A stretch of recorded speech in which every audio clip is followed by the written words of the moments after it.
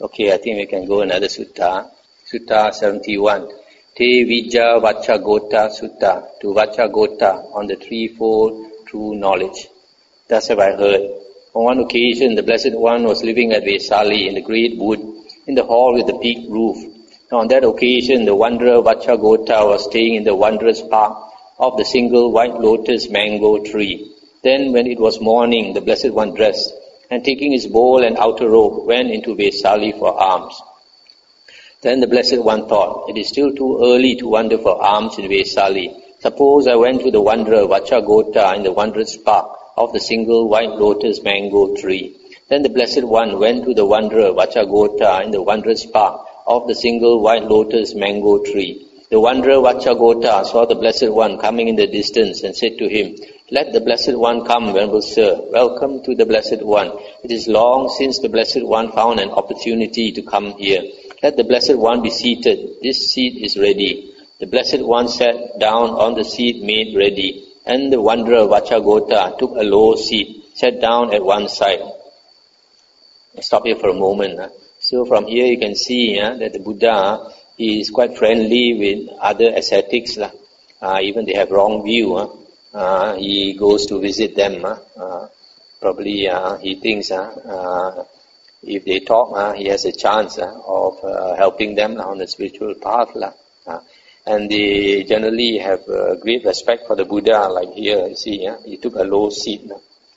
And he said to the Blessed One, Venerable Sir, I have heard this. The recluse Gautama claims to be omniscient and all-seeing, to have complete knowledge and vision thus. Whether I am walking or standing or sleeping or awake, knowledge and vision are continuously and uninterruptedly present to me. Venerable Sir, to those who speak thus, say what has been said by the Blessed One, and not misrepresent him with what is contrary to fact. Do they explain in accordance with the Dhamma in such a way that nothing which provides a ground for censure can be legitimately deduced from their assertion? And the Buddha said, Vaccha, those who say thus do not say what has been said by me, but misrepresent me with what is untrue and contrary to fact. Stop here for a moment. During the Buddha's time, there were 6 famous external sect teachers, and some of them claimed that they were omniscient and all-seeing, that all the time they have complete knowledge and vision, whether they are walking or standing or sleeping, they are continuously and uninterruptedly knowing everything. But in Sutta, Majjhima Nikaya 90, section 8, the Buddha says, there is no recluse or Brahmin who knows all, who sees all simultaneously, because that is not possible. So the Buddha, when he wants to know something, he has to contemplate. And because of his psychic powers, when he contemplates, he can get to know what he wants to know, but it is not automatic. Venerable Sir, how should I answer that I may say what has been said by the Blessed One and not misrepresent him with what is contrary to fact?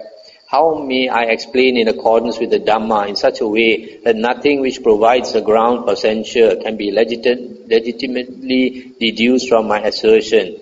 Vaccha, if you answer thus, the recluse Gautama has the threefold true knowledge, you will be saying what has been said by me and will not misrepresent me with what is contrary to fact. You will explain in accordance with the Dhamma in such a way that nothing which provides a ground for censure can be legitimately deduced from your assertion. For in so far as I wish, I recollect my manifold past lives, that is 1 birth, 2 births, etc., 100 births, 1,000 births, many aeons of world expansion and contraction. Thus with the aspects and particulars, I recollect my manifold past lives. And in so far as I wish, with the divine eye which is purified and surpasses the human, I see beings passing away and reappearing, inferior and superior, fair and ugly, fortunate and unfortunate. And I understand how beings pass on according to their actions, etc. And by realizing for myself with direct knowledge, I here now enter upon and abide in the liberation by mind and liberation by wisdom that are taintless with the destruction of the taints. If you answer thus, the recluse Gautama has the threefold true knowledge, you will be saying what has been said by me, and will not misrepresent me with what is contrary to fact. You will explain in accordance with the Dhamma in such a way that nothing which provides a ground for censure can be legitimately deduced from your assertion. Stop here for a moment. So here the Buddha says, if you want, you can say that the Samana Gautama has the threefold knowledge. The Buddha, he can recollect the past, and then he has a divine eye or heavenly eye. Can see beings passing away and arising in another state according to the law of karma vipaka. And thirdly, he has understood the Four Noble Truths and destroyed the asavas and attained liberation. When this was said, the wanderer Vacchagotta asked the Blessed One, Master Gautama, is there any householder who, without abandoning the fetter of householdership on the dissolution of the body, has made an end of suffering? Vaccha, there is no householder who, without abandoning the fetter of householdership on the dissolution of the body, has made an end of suffering. Stop here for a moment. So here, basically, the Buddha says that no lay person can become an arahant. But there are cases during the Buddha's time. There were a few, maybe one or two, who attained arahanthood. But once they attain arahanthood, they will naturally renounce. They cannot stay at home anymore. They have killed off the old self. The Buddha says when a monk attains liberation, he is reborn. He is reborn again. The old lay person has died. He is reborn from the mouth of the Buddha. So there was this case of Yassa. Yassa was a very rich man with at least 4 wives, and the Buddha made him come to the forest to the Buddha in the middle of the night, and after that the Buddha taught him the Dhamma. Hearing the Dhamma twice from the Buddha, he attained arahanthood. Then after that, he could not go back home anymore. So on the dissolution of the body, when he dies, he must renounce. As a householder, he cannot become an arahant and remain a householder. And this contradicts the Mahayana sutras, like the Vimalakirti Sutra, that they claim that the Bodhisattva Vimalakirti achieve a higher state than the Arahant Sariputta, and he remained as a layman. He could go and enjoy himself, socialize, go to karaoke, and enjoy all the worldly pursuits, and yet he has such a high state, higher than the Arahant. This is simply not possible according to the original suttas. Master Gautama, is there any householder who, without abandoning the fetter of householdership on the dissolution of the body, has gone to heaven? Vaccha, there are not only 100 or 2 or 3 or 4 or 500, but far more householders who, without abandoning the fetter of householdership on the dissolution of the body, have gone to heaven. So the Buddha says, his lay devotees, without renouncing, even as lay persons, thousands and thousands of them have gone to heaven. Master Gautama, is there any ajivaka who, on the dissolution of the body, has made an end of suffering? And the Buddha said, Vaccha, there is no ajivaka who, on the dissolution of the body, has made an end of suffering. Master Gautama, is there any ajivaka who, on the dissolution of the body, has gone to heaven? And the Buddha said, when I recollect the past 91 aeons or world cycles, Vaccha, I do not recall any ajivaka who, on the dissolution of the body, went to heaven, with one exception, and he held the doctrine of the moral efficacy of action, the doctrine of the moral efficacy of deeds, that is karma. And then Vaccha said, that being so, Master Gautama, this fold of other sectarians is empty even of a chance of going to heaven. And the Buddha said, that being so, Vaccha, this fold of other sectarians is empty even of a chance of going to heaven. That is what the Blessed One said. The wanderer Vacchagotta was satisfied and delighted in the Blessed One's words. So this last part, he was asking about Ajivakkas. These Ajivakkas, the Ajivaka ascetics, they are naked ascetics. And the leader is called Makali Gosala Putta. In the, I think, Anguttara Nikaya, the Buddha castigated this Makali, Gosala Putta, call him a fool. Why? Because he teaches that there is no such thing as karma vipaka, no action and the result of action. So the Buddha said he is leading his followers into the woeful plains of rebirth, just like a fish trap. A fish trap, if you have this net, or the fish will swim, follow that net until it enters the trap, it cannot come out. So the Buddha says in the same way, these followers of this Makali Gosala Putta, they follow him and end up in the woeful plains of rebirth. So here the Buddha says, not a single Ajivaka has become an Arahant. And then he asks, is there any Ajivaka gone to heaven? The Buddha says, in the last 91 world cycles, he only saw one. And that one also he went to heaven because he believed in the law of karma vipaka, which is contrary to what his teacher teaches.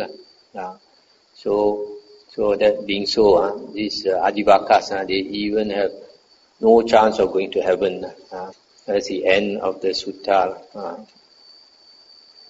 Okay, I'll stop here. Anything to discuss?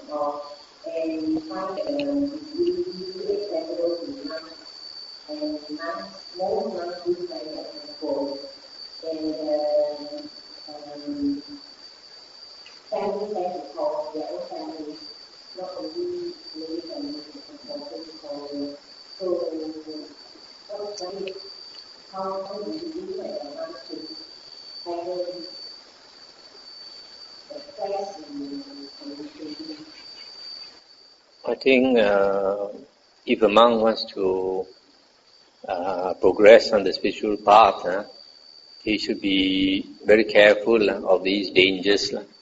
If possible, he should not use a handphone or laptop and all that, if possible. But sometimes it may be necessary.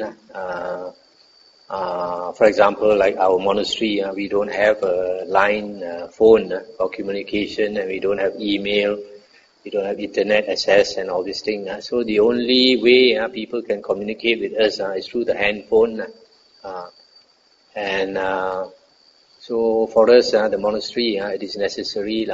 But I try to discourage monks from having a personal handphone. Because if they contact the family too much, then they cannot cut off. Especially for a new monk, this first 1 or 2 years, the first few years to cut off contact with the family is very, very difficult. The Buddha says, iron chains are not as strong as the chain of family ties. Family ties are deeply rooted in us, and it's very painful to cut family ties.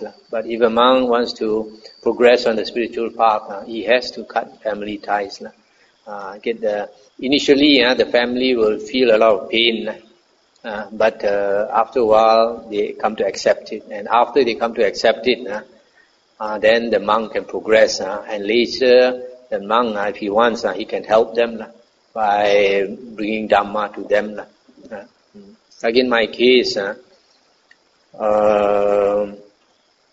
When I renounced, my mother was still alive, and being the youngest in the family, my mother was very attached to me. The first 1.5 years after I renounced, she told me every day when she thinks of me, the tears will come down.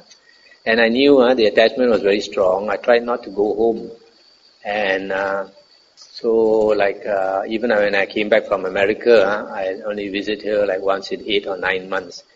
And then when I asked her what she wanted, she said, I don't want anything, I only want to see you. Then I made the determination to see her once in 6 months, or only once in 6 months. And then my sisters were also very close to me. So when I told some of them not to address me by my lay name, but call me Bante, some of them were very hurt. But later, after I learned the Dhamma, then I taught them the Dhamma, then they became very happy. So the initial part, to cut family ties, is very painful. But it is better for them to suffer earlier than later, because a lot of people they cannot cut this family tie, and they bring it to their grave. In the last moments of dying, this pain is not good. This attachment may bring them to a woeful plane of rebirth. So when we cut the family tie early stage, it is very painful. But once they accept it, then it is very good for them. They learn to let go. So my mother died at the age of 99. So it was after I had renounced for more than 20 years, she passed away. But at that time, the last few years, she had let go already.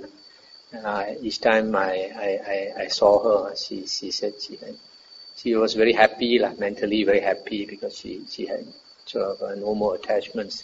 She had already let go. So if I did not cut that tie up to the very end, she will be thinking of me. It's not good for her. In that case, for human beings, the first years or so, it's called family wrong.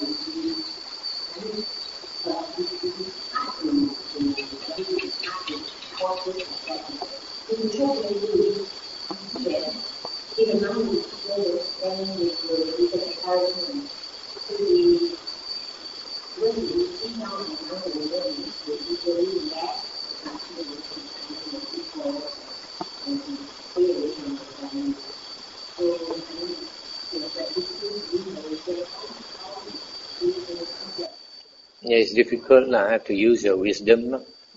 Maybe if they are not ready to strive very hard, they can still maintain contact. But once they have the determination to strive hard, then they have to cut completely. For example, go off to a foreign country, and not only go off to a foreign country, stay alone in some cave or some place, or even in Malaysia, stay alone in some place.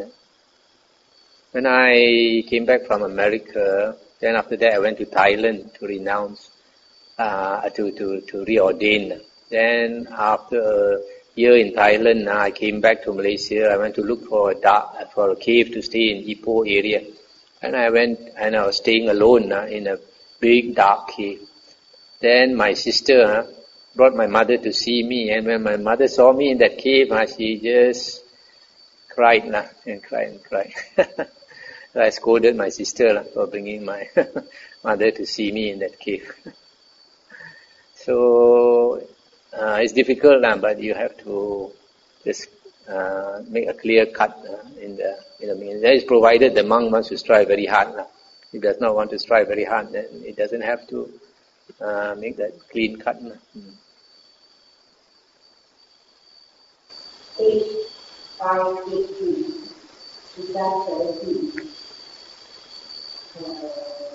Paragraph 32 the second part of the paragraph 22. So the Buddha says, he realizes the body, the ultimate truth, and sees it by penetrating his wisdom. He realizes with the body, engaged. It means that he is without body,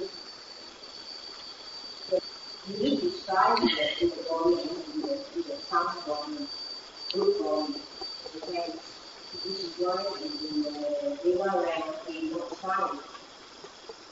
Perhaps he was in Deva land. Is that why the Jesus Christ in the body? He realizes with the body. Yeah. This one may be referring to attaining the jhanas. Attaining the jhanas. Then after he attains the jhanas, then the mind becomes clear. That means he strives with the body and attains the jhanas and sees the truth and penetrates with wisdom.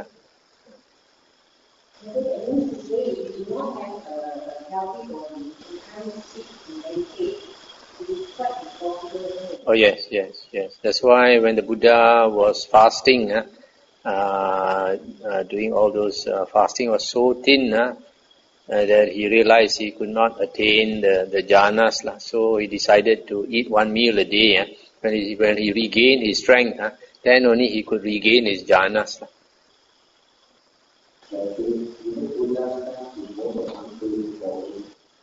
Yes, during the Buddha's time, almost all the monasteries were in the forest. That's why when they go on alms round, because they are staying in the forest, usually they are topless. They only wear the sarong or sabong, the lower robe, and then they walk towards town. And then when they come near the town or city, then only they put on the outer robe. And then they enter the town, go on alms round. And then when they leave the city gates, they will take off the upper robe and put it on their head and walk to the forest. So most of the time they were topless. And it was only later the Buddha allowed the monks to stay in the towns, and then also if a monk could not stay in the forest, for example, if a monk is too old, generally if a monk wants to practice, it is practically impossible to practice if a monk stays in town or city. Just impossible because you have so much contact with lay people. Lay people is always coming to talk with you and all that, so it's not possible.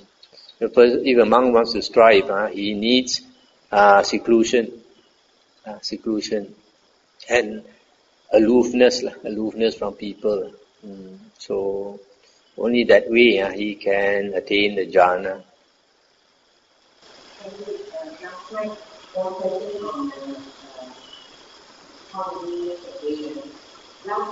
because we have asked about breakfast, whether breakfast is a meal. It's hard to understand that porridge, the American congee, is not considered a meal.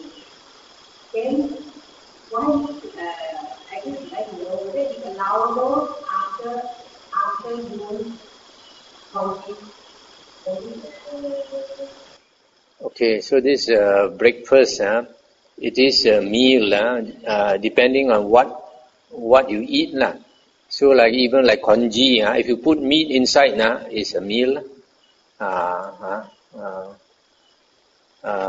This broth, but if you just have plain congee, there are certain allowances the Buddha allowed that a monk can take in the morning, and it's not considered a meal. For example, things made of flour.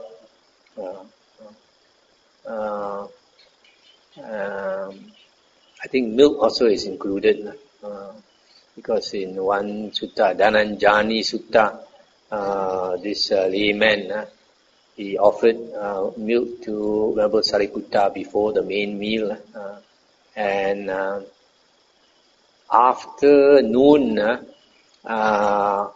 in the Vinaya, if something is watery, it is allowed. If it is too thick, it's not allowed. So for example, like this, how do you say, this rice water is allowed, but not the rice itself.